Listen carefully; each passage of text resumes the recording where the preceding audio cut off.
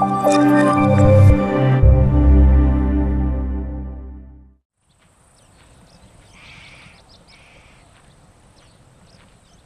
Australian countryside, full of the promise of a deeper slope. No wonder so many of us dream of swapping the frantic city madness for something more sustainable, where you grow your own, something more in touch with the soil and the seasons. But simplifying your life can be harder than it seems, and the question always lurks. Was the dream at its best when that's all it was? Just a dream?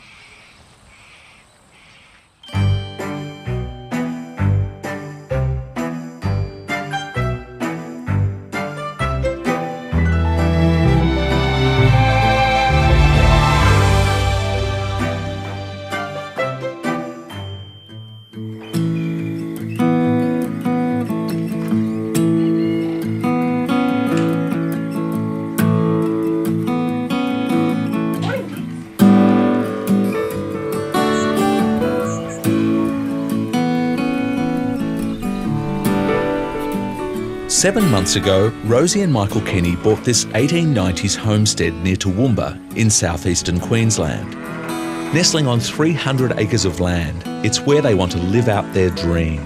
We've always wanted to live on acreage, to try and be as self-sustainable as possible, and for our grandkids to come out here and be able to know what freedom is. We've got a nice old home. Few acres, we can run a few cows, we can do everything we kind of always wanted to do.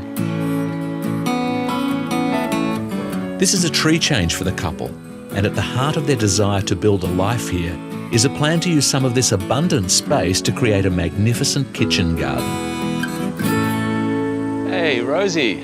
Hi. Michael. Hi. Hey, you guys have got some serious space to deal with here. Yes, It's massive. There you go, mate. It's unbelievable. But where's this kitchen garden we're working on? Come this way. Going around here. Hey, so this is it. Here we go. Oh my goodness, that's a lot of veggies. Or at least it will be. Right now, it's an unloved paddock, dried rock hard by the intense Queensland sun. It doesn't draw us out here at the moment for anything. There So- was a tennis court there, but as you can see, it's... As I can't see, Yes. it's not there. No, it's gone. I love that. I love people who demolish tennis courts for gardens. I'm so in approval of that. So you're really serious about the whole seasonal cooking your own thing? Absolutely. Grow it, cook it, eat it. We try and eat as fresh as possible and as local as possible to keep our environment within our souls. Clearly the whole health thing is really important to you. It is very important. It was a catalyst for us moving here as well. So what's drawn you to that? What's been the change? Or what? I actually had some ill health in 2011 for pretty much the whole year. And I'm going to cry, sorry. Rosie's very private battle left her bedridden. Moving to the homestead has played a major part in her recovery. Ever since we've moved out here, I walk out on this beautiful veranda and I look out at those mountains and the views and I just feel the healing power of the space. Yeah, well, this is a seriously healing spot for you then. This It is. incredible. It does feel like the place I need to be.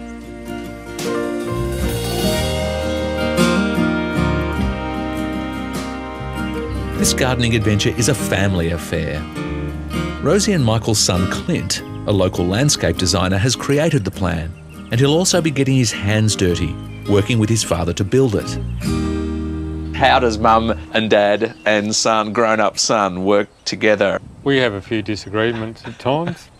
Clint's got his design, but I do change a few little things here and there. And then Rosie puts her 2 bobs worth in, so So who wins? normally Rosie, No doubt. 99% of the time. What could possibly go wrong? The strongest feature of this garden is a conservatory that lines up with the central stairs. The whole area is then surrounded by a paling fence within which there are 12 raised garden beds. In the middle of that is a water feature of corten steel surrounded by herbs. And then beyond all of that is an orchard that extends all the way to the fence line. I mean, this is big.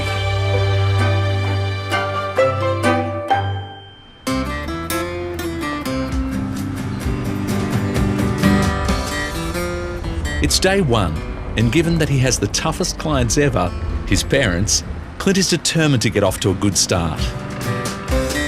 Today, it's all about deliveries and marking out the design. And I'm keen to find out Clint's thoughts on the job ahead. I mean, there must be real layers of meaning in this for you. I mean, what do you feel like you are providing to your parents and to your family in creating this garden? It's going to draw the whole family together. They want to achieve a more self-sufficient lifestyle, so I'm doing my best to set it up for them. We get along really well, but yeah it's going to be a challenge. Yeah, but I mean, whose garden is it basically? Is it theirs or is it yours? Well, as a family, it's everything that we all love, but at the end of the day, it's their garden. Establishing Mum and Dad's kitchen garden on acreage presents a few relationship challenges. And for me, it also presents some design challenges. There's two things I'm concerned about with this project. Firstly, there's a balance of gravel to planting. It's really important to get that right if it's going to feel like a welcoming space and a space that the family wants to kind of hang out in. But much more importantly, I'm not really sure how well the design captures and holds that space. It looks close, doesn't it? Don't you think, now? Yeah. You wouldn't want it any bigger. No, we don't want it any bigger. While the excavator clears the land for the garden beds, Rosie and Michael haggle over design detail. So that's all going to be herbs. Where else is the herbs? Or you've got room around under the raspberries. But can you get a bobcat down the side here What do you want a bobcat in there for? to put extra dirt and that in? You won't need that. You've got plenty of access. If you want to extend them later, we can. There's endless fussing over the garden's dimensions, so Rosie leaves the boys to it. And the project kicks in with gusto.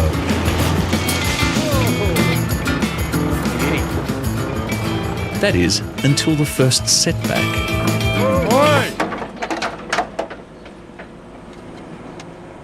No, you just hit the phone. Oh, shit. Do you ever use a landline? No. No. Don't worry about it. Mum will never know. Don't tell Mum. She won't know. She doesn't know about it, won't hurt her. All right, keep going, Nat. Under Dad's direction, the clear out continues. I wanted to keep that one. And it's not long before they find themselves in too deep. Good water here. We've been digging the footings for the front pond and there's a stormwater pipe's come out underneath, so we've hit that and we've hit the phone line coming into the house as well. Despite the day's hiccups, Clint remains upbeat. But given the enormity of the larger landscape, I'm not sure his dimensions will meet Rosie's expectations of the garden's size. Well, you made a start. Yeah, we've marked it all out, got our boundaries lined up, and we'll start our footings for the conservatory soon. But that's the conservatory over there. The conservatory's over the back near the rocks. I thought it was going to be miles away. This is small. What are you talking about? Oh, whatever. There's nowhere near enough veg for your mum. It's what everybody Look at says that. when it's marked out. That's plenty enough. Yeah, well, we'll see. I don't know about that.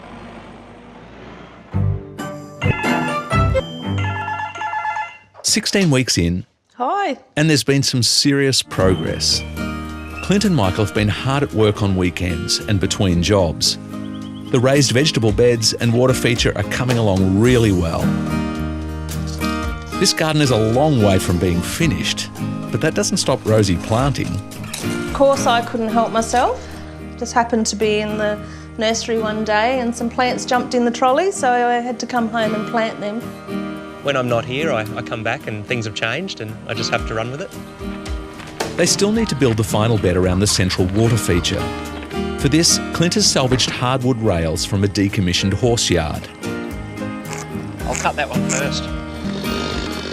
Without additional labour, this job moves at a leisurely pace. Just building a timber frame can take hours. Keeping with their desire for sustainability, as many resources as possible are sourced from the farm. The easiest thing to do is to pick this up because we've got an abundance of manure, so we can put this straight in the garden beds and compost it, and it adds a good amount of organic matter. The manure will be mixed with soil from one of the paddocks. Come forward, shovel a bit off and a bit will tip as we go. It's actually a miracle to see Dad off the backhoe. Normally he just sits up there and leaves us to shovel it all. It might be a pain in the butt to shovel this, but I think by using our own dirt, we're probably saving $5,000 or $6,000. It's really helping to keep the price down. So how much is Dad worth? He's priceless. Especially when he brings dirt like this up. Rosie and Michael's self-sufficient adventure is taking shape. It's easy to romanticise growing your own and to overlook the hard work involved. But if they stay the course and keep the passion, what could their garden look like in years to come?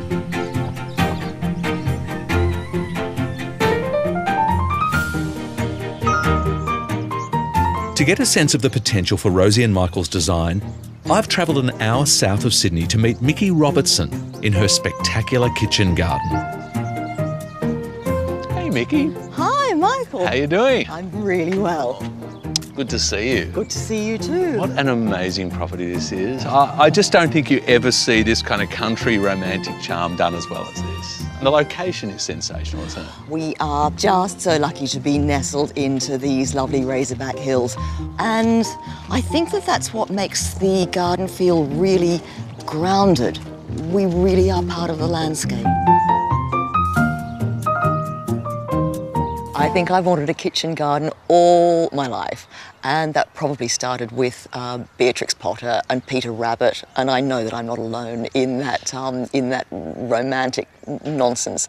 I'm not going to pretend it isn't hard work. Right. It is sheer hard work, so you've got to love it. Nurturing this garden takes time, but there's no denying the rewards. These are still quite young, yes. but We have to smell it straight away? no, it should be sort of the soil. Oh yes, smell that. Oh, yeah. Pure parsnip. Even the broad beans provide tasty pickings before their main crop. This little centre part of the broad bean is absolutely delicious, and that gives you the taste of a broad bean way before we actually get the broad beans. So I often Without the pasty texture. you've been overcooking yours. haven't you? I've been overgrowing them. I've been picking them too late. In Mickey's garden, it all looks as good as it tastes. Compared to most veggie gardens, Mickey's has a fantastic vertical quality because the sticks, the tripods are towering over your head. I love being enveloped in growing food. While much of the garden is seasonally rotated, there are permanent crops too, some of which have both form and function. The training of fruit trees into a flat plane is the art of espalier. The idea initially was to save space, but it also meant that trees could be grown against a wall and the heat retained by the wall would help in ripening the fruit. But nowadays we tend to just do it because it looks so fantastic. The work involved in this garden is huge, but it's easy to see why we dream of growing our own. It connects us with the earth and our shared past. In addition to the social and health benefits, growing your own vegetables puts you in contact with ancient practices. Practices that are worth preserving and celebrating.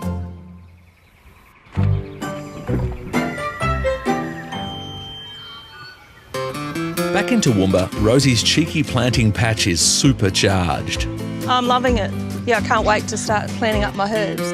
But the boys are starting to tire. I have it.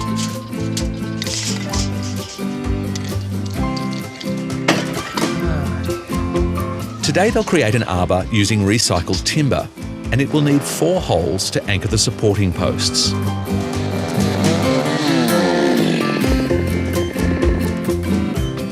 Ground's awfully hard.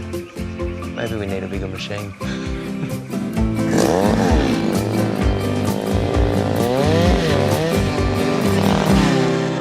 The holes need to be precisely located and the timber perfectly orientated. Where do you want to go? Clockwise. It's towards me, clockwise. Yeah. The other way, clockwise? No, that way. That way. Now lean him out. Good. It's harder still when using imperfect old materials. It's not much point in using new looking gear if you've got a real old house. We have to make it old so it blends in with Poppy.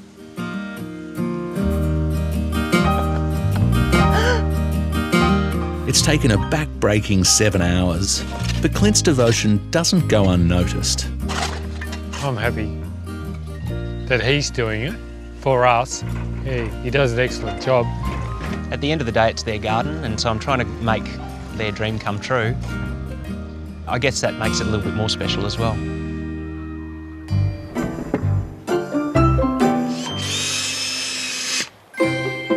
Six weeks later, the arbour is complete. A salvaged fence is well on its way to becoming the garden's boundary, and Rosie's patch is thriving. Hey, Clint. Hey, Rosie. Hi. It's been a while since I last visited, This is fantastic. Bit of a difference. Yeah, come and have a look. and I'm keen to see how the scale of this garden design fits into the wider landscape. Wow. Yeah. Hey, Isn't that's it fantastic. looking awesome? Oh, it's just changed so much. It's just starting to take shape. So what do you think now? Now that this is here, it feels validated in its position, you know? It'll be like the nucleus point where everyone will probably meet Yes. in here as well. So Yeah, and so the side of the house that was once completely devalued becomes the heartbeat. yes. Nana! We're making scones for morning tea. It's here. They look young. Rosie and Michael's granddaughter Tilly isn't today's only visitor. We've got some beautiful heavy horses coming, and they're going to be ploughing up our grounds ready to plant some garlic. So it's really exciting. Oh, look at that. Wow. Clint has an interest in traditional farming practices, so he's invited Barry, a local ploughing expert, to show him the ropes. Nana! Nana, look, they got a horse. They got 2 horses. The horses pull the plough to create furrows, but Barry has to keep it level and on course.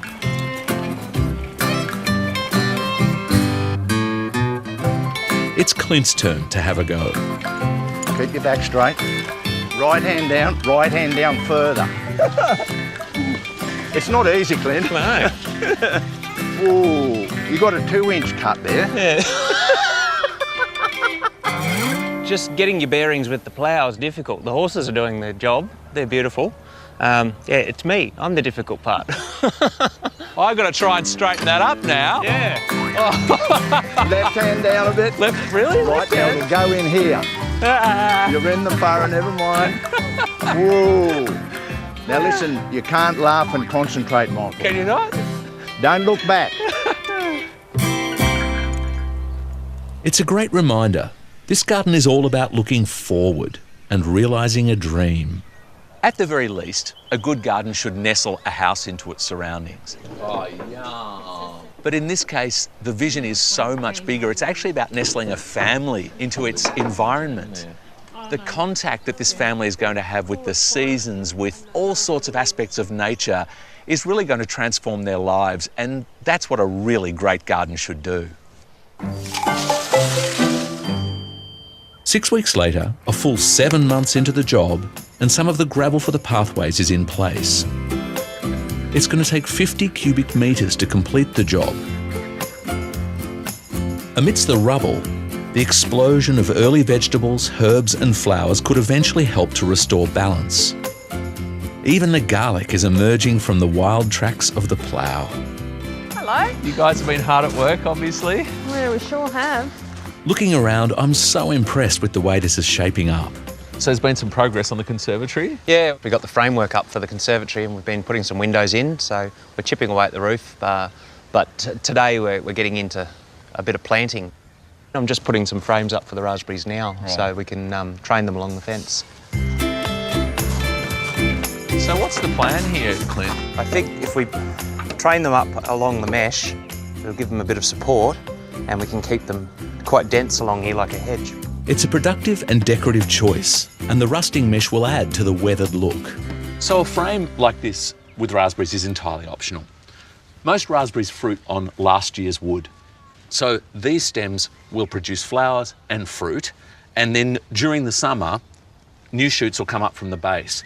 The old fruiting canes will then be cut away next winter, and all the new canes will be trained against the frame. But it's really only a matter of tidiness. That's all it's about. Strict geometry and visual tidiness are recurring themes in Clint's design, and the columnar apple trees fall perfectly in line. the fact that they go straight up, so don't take up any lateral space at all, but I just like this repeating exclamation mark down a pathway like this, and a fruiting as well, so it's a win-win. The soil needs to be perfectly smoothed over in preparation for the next delivery of gravel. But it's yet to be seen whether the result will overwhelm the design.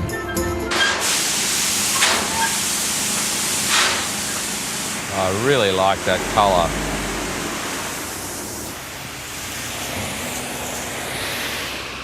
There's quite a few choices to make, you know, when you're choosing a gravel for a treatment like this.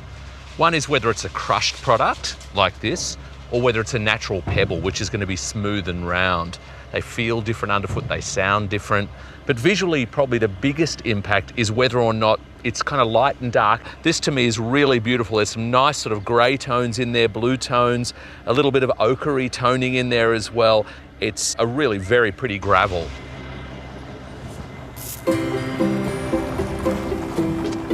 With most of the day's planting almost done, the timing of Michael arriving home isn't lost on Rosie. Hey, Ah, Blister's here. what do you mean blister? Turn out when the work's all done. No, that's okay. We need you to weld up the We need you to weld up the fountain so we can bring it into position. Where's that? Oh, the shed. In the shed. All righto. And then you can do the rest of the list.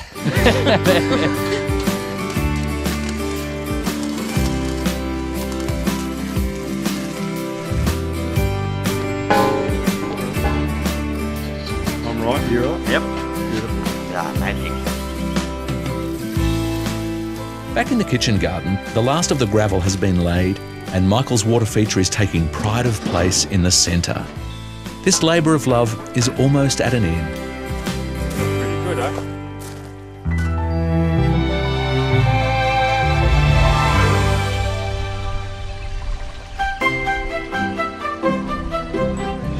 It's been almost 9 long months since Rosie, Michael and Clint broke the soil of their bare and boring paddock. And if the revamped entrance to the property is just a teaser, I can't wait for the main event. Oh, wow. Ah, oh, that is amazing.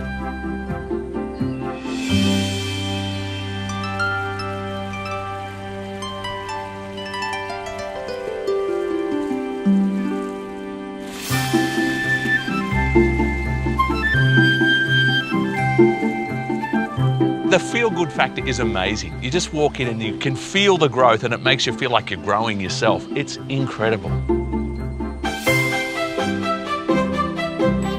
You once walked out of those doors straight into this sort of blinding, massive scaled space.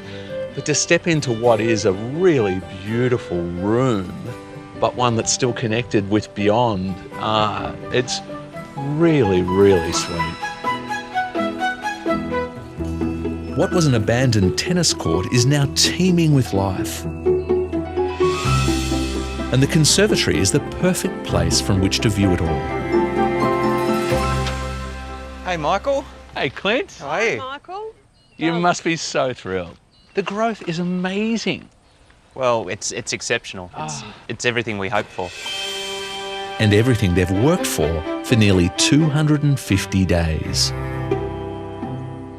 I'm overwhelmed the way the garden's come out.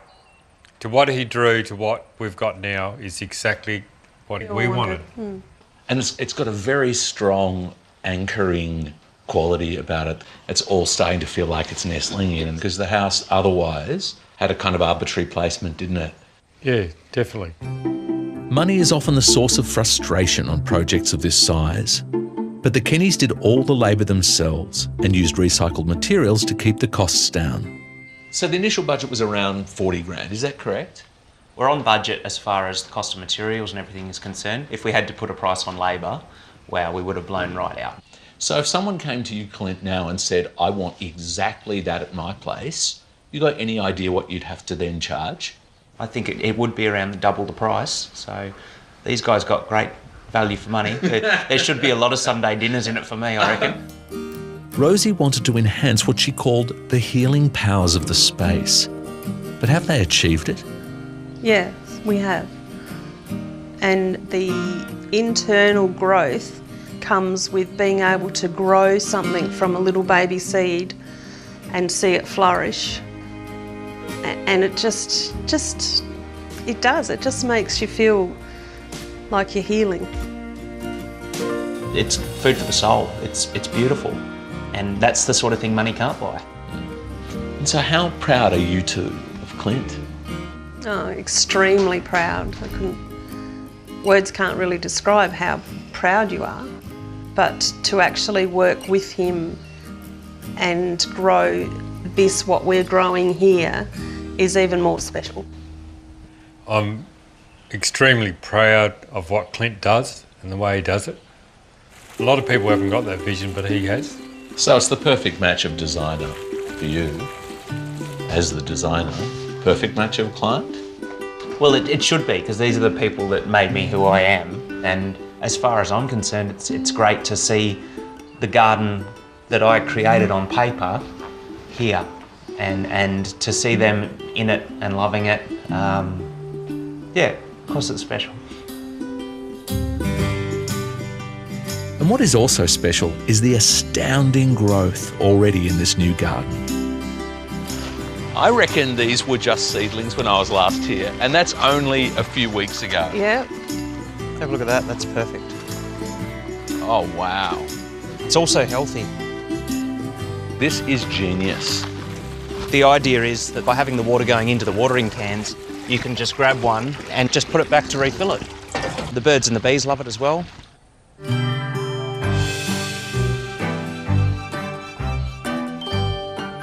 It really feels that this garden and everything and everyone in it has found a wonderful and, dare I say, perfect balance. Here. Yummy. Good for you. Here you go.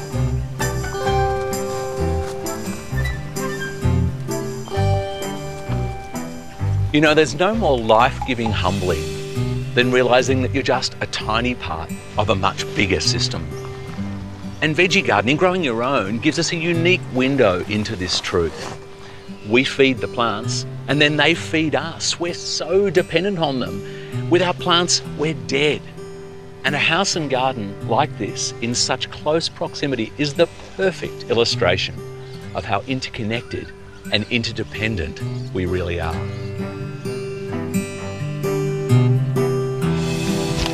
Hear that crunch.